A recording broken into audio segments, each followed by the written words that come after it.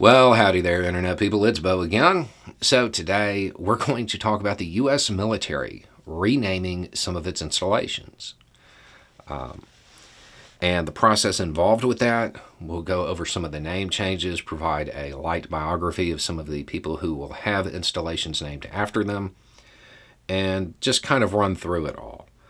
If you have no idea what I'm talking about, the U.S. military, after all of this time, has decided, hey, maybe it's not such a good idea to have major installations named after traitors from the Civil War. So by 2023, all of those names will be changed. The list I'm about to read is from a commission. These are suggestions. They have to be confirmed by Congress. However, the reason these commissions are created is so Congress can wash their hands of it. This way, the members of Congress aren't put in politically compromising situations. Generally speaking, when these lists come out, this is what happens. Okay, so Fort Bragg becomes Liberty. Hood becomes Cavazos, who is listed as the first Hispanic four-star general. Gordon becomes Eisenhower. Lee will be jointly renamed after General Bragg and Charity Adams. Charity Adams was the first black woman officer in the Women's Army Auxiliary Corps. Pickett will be renamed after Van Barfoot. Now, Barfoot, Medal of Honor recipient. However, that's probably not the reason he was chosen.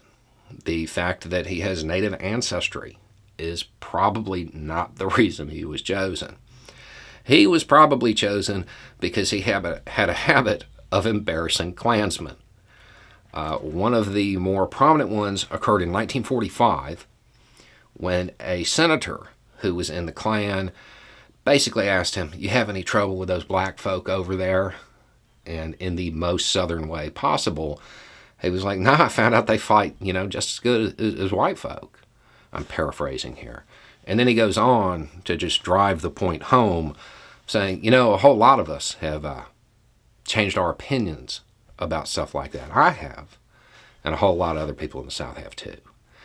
Which, if you're not from the South, you may not understand the bless your heart nature of that statement. A.P. Hill will be named after Dr. Mary Walker, who was an abolitionist, a women's rights activist, a Medal of Honor recipient during the Civil War, and a prisoner of war. Benning will be renamed after Hal Moore. That's pretty fitting. We Were Soldiers, the Mel Gibson movie, the commander in that.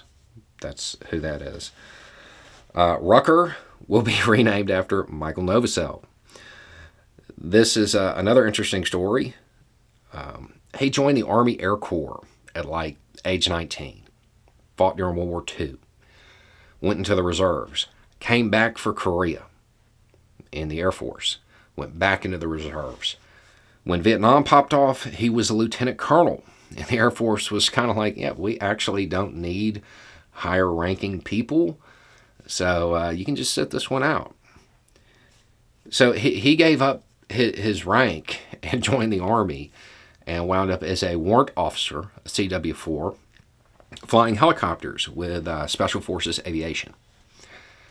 During Vietnam, he became a Medal of Honor recipient for flying in repeatedly to evacuate South Vietnamese troops. Side note, also a really nice guy. I met him, I want to say in Mobile, 20 years ago. Fort Polk will be named after Sergeant William Henry Johnson. I don't want to give too much away about this because this one will certainly be turned into a movie at some point. During World War I, he and his partner, a buddy, were on sentry duty, and they were surprised by German troops. His buddy gets wounded, and he decides to just fight them off anyway. Short version. He's wounded repeatedly, and Teddy Roosevelt referred to him as one of the 5 bravest Americans in the war. However, he didn't really get any recognition for this at the time. Not official recognition, anyway, because he was black. He was awarded the Medal of Honor in 2015, almost 100 years later. So these are the brief biographies of the people involved, of some of them. This is going to be the new list. Odds are this is going to be approved, and this is going to go into effect. Generally speaking, Congress lets these commissions do their job, and they don't want to try to override it, because if they get involved, then they get sucked into the political debate, and they're probably not going to want that, because it is time for this to happen, and it has a lot of support, both across the country and within the military community. There are a lot of people who don't like working in installations that are named after people that they really don't like. Anyway, it's just a thought. Y'all have a good day.